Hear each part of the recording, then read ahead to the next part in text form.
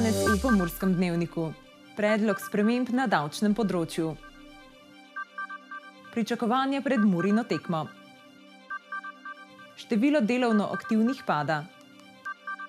Nova sezona oddaje Dora. Vreme, jutri bo jasno.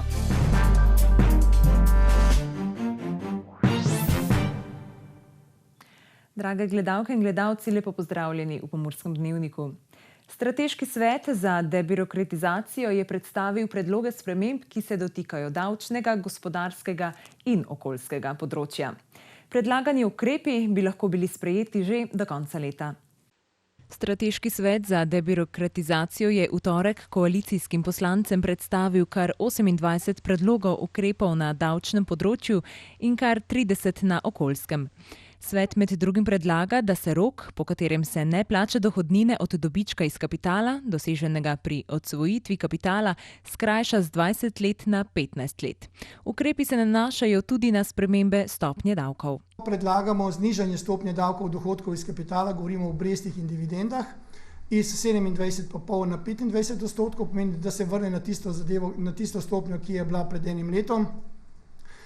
Tudi tukaj ugotavljamo, da zavezanci, tisti, ki niso spremljali spremembe zakonodaje, nekako ne morejo verjeti, da je tako visoka stopnja, da je šla iz 25 na 27, za mnoge je že 25 preveč, ker pravi, to je moj denar, ki ga imam v banki in tako naprej. Tako da to je naš predlog. Potem predlagamo, da bi se pri oddajanju nepremičnin v najem tudi znižala stopnja iz 27,5 na 25 in pa, da bi se ukinilo ugotavljanje odhodkov z ugotavljanjem dejanskih stroškov. To pomeni, da predložiš dejanske stroške adaptacije. Sprememba se obeta tudi glede datuma plačil akontacije dohodnine. Izenačili bi pri samostojnih poklicih, torej SP-jih in ostalih, bi izenačili datum, do katerega mora biti plačana akontacija dohodnine in pa socialni prispevki. Danes akontacija dohodnine zapade v plačilo 10., socialni prispevki do 20., nekateri to spregledajo, zaradi tega predlagamo, da se ta datum prestavi na 20. v mesecu. Največ zanimanja je na predstavitvi požel predlog uvedbe socialne kapice za zaposlene z bruto plačo nad 6.000 evrov. Pomeni, da vsi tisti, ki bi imeli bruto plačo nad 6.000 evrov, bi se prispevki obračunavali samo do 6.000 evrov. To je, da sigurno, da bi prišlo do nekega izpada, socialnih prispevkov, ampak tudi ti ljudje nimajo, pokojnine v tej višini, od katere so plačevali prispevke. To ureditev imajo tudi mnoge države.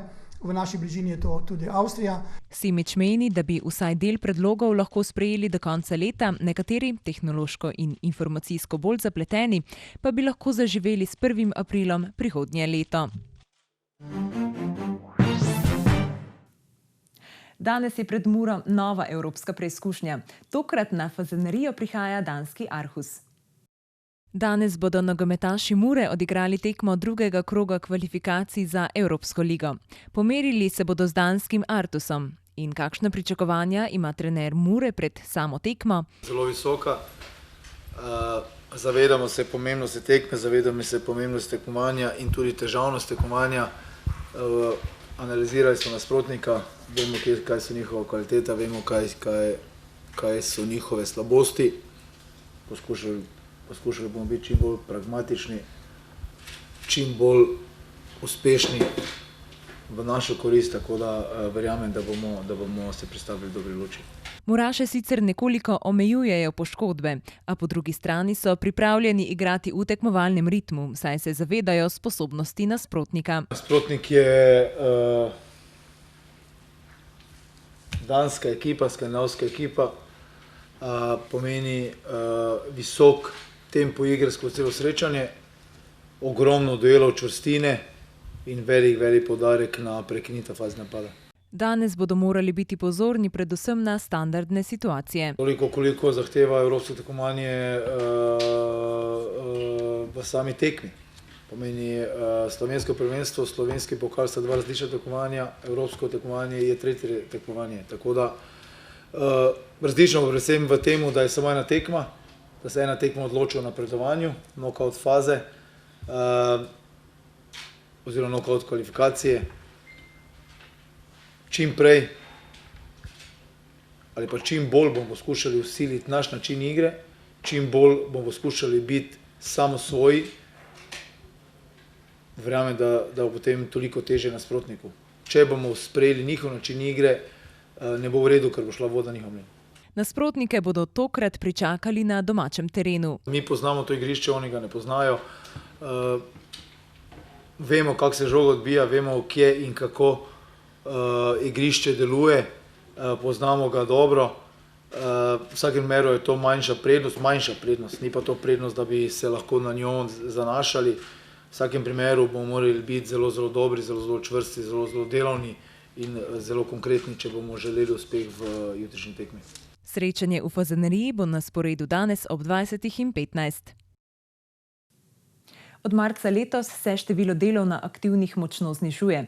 Konec junija je bilo v Sloveniji nekaj več kot 884 tisoč delovno aktivnih oseb, kar je 14 tisoč manj kot februarja, torej mesecu pred razglasitvijo epidemije COVID-19. Po razglasitvi epidemije je bilo mesečno znižanje najizrazitejše v mesecu aprilu, in sicer za dobrih 10 tisoč. Meseca maja je bilo znižanje manj izrazito, v juniju pa se je število delovno aktivnih na maj celo nekoliko povečalo. Številčno se je število delovno aktivnih najbolj zmanjšalo v predelovalnih dejavnostih, sledile pa so druge raznovrstne poslovne dejavnosti in gostinstvo. Na drugi strani pa se je število delovno aktivnih od marca do junija 2020 ponekod tudi povečalo. Take dejavnosti so gradbeništvo, zdravstvo in socialno varstvo, pa tudi dejavnosti javne uprave in obrambe ter dejavnosti obvezne socialne varnosti. Če pogledamo na delovno aktivnost meseca maja v primerjavi s februarjem, pa v poklicnih skupinah vidimo zmanjšanje števila delovno aktivnih med natakarji in kuharji. Podoben trend se je nadaljeval tudi junija.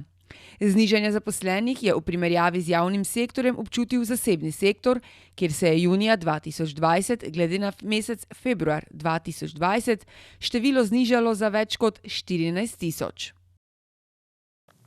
Svetovalna skupina je vladi z namenom zajezitve širjenja novega koronavirusa predlagala zapiranje gostinskih obratov po 22. uri, čemur sekcija za gostinstvo in turizem pri Obrtno-podjetniški zbornici Slovenije odločno nasprotuje. Zapiranje lokalov je bila tudi tema včerajšnje tiskovne konference.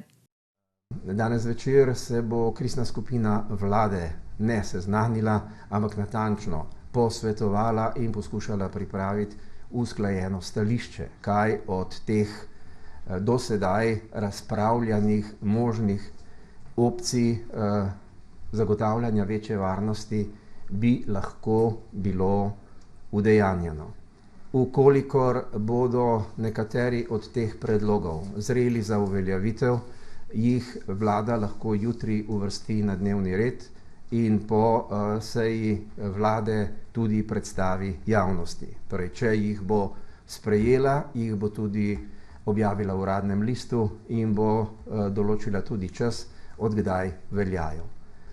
Zelo resna bo razprava o tem, ali se zameji obratovalni čas lokalov do 22. ure in ne več čez, ko je samokontrola verjetno manjša kot pa do takrat.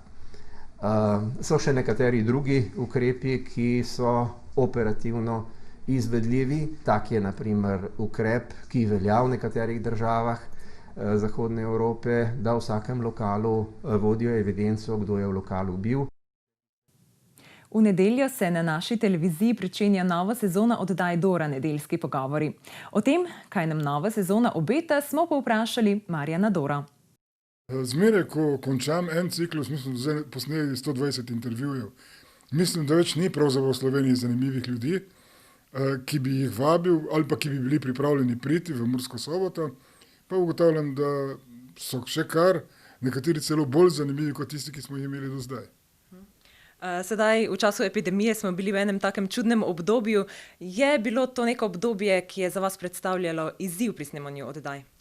Najprej začelo se je normalno, torej imeli smo Jenija Cara, pa Vlada Novaka, pa tak naprej. Te se je pa samo naenkrat stavilo vse skupaj, potem celo nekaj tednov nismo snemali nič. Pa pravi Podgajski, pa daj probajmo na Zoom aplikacijo. Meni je to že čudno povedati, kamoli še razumeti, zakaj gre. V glavnem, jaz sem doma v kuhinji naredil en zid, pa ene slike lepe gor dal, pa tak naprej. In sogovorniki so pa pač bili doma v svojih prostorih. Imel si recimo z Andrejem Šterom, ki je z mobitelom to vse skupaj delal, vmes ga je dal polniti med oddajo. Potem je prišla od Jasne Kuljaj hčerka vprašati, kje je njen češalj, ker je mož Hrvat, Jasnin. En kup takih stvari se je dogajalo, ki so za nas povsem neobičajne. Jaz pa moram reči, da v takih situacijah uživam. V šok situacijah, edino čemer pa nisem užival in zato si ne želim vrnitve tega, čeprav se bojim, da bo prišlo spet nazaj, to je, da ti sogovornika prekineš. To jaz zelo rad delam, to vejo vsi, ampak tu ga zdaj prekineš, ko on še govori. In ker pride časovni zamik, on ni slišal, kaj si ga vprašal, potem te tako malo zabodeno gleda in ugiba, kaj je bilo, vsa stvar seveda ne laufa, kot bi morala. No, moram reči, pravim, da sem eni par sogovornikov dobil v tej korona času, ki jih sicer ne bi nikak spravil v Soboto. Prej sem rekel, mnogim je teže iz Ljubljane prijeti v Mursko Soboto, kot pa v New York. Prva oddaja nove sezone bo, kot rečeno, že v nedeljo. Marjanov prvi sogovornik pa bo njegov soimenjak Marjan Batagel. Ko je prevzel vse te projekte okoli Postojnske jame, dejansko pisal zgodbo o uspehu, bil najuspešnejši slovenski podjetnik in tako naprej.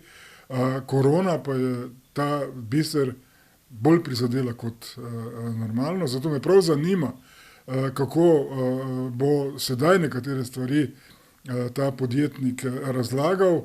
Namreč berem, da se začne, tretjino ljudi bo moral odpustiti, ker njim je dejansko promet padel za 80%. Njim voucherji ne pomagajo, ker vstopnine v jamo nihče ne pokrije in tako naprej. Vse do konca tedna bomo imeli še naprej toplo in sončno vreme, temperature pa nad 21 stopinj Celzija. Več o vremenu pa v vremenski napovedi. Danes smo imeli sončen dan s temperaturami okrog 24 stopinj Celzija. Opoldne ste v Ukrajinskem parku Goričko namerili 23 stopinj, v Murski Soboti, Radencih in Lendavi pa 24. Jutri se bo postopno zjasnilo, ponekod bo še pihal severovzhodnik, na Primorskem večinoma šibka burja. Najnižje jutranje temperature bodo v severovzhodni Sloveniji, v Murski Soboti 10 in v Mariboru 9 stopinj, čez dan pa se bodo temperature povzpele do 20 stopinj Celzija. V soboto in nedeljo bo pretežno jasno s svežim jutrom. Temperature v naših krajih se bodo gibale zjutraj okoli 5, čez dan pa okrog 21 stopinj Celzija. Vse to smo vam danes pripravili v Pomurskem dnevniku. Lep in miren dan vam želim, jutri pa spet vabljeni v našo družbo. Nasvidenje.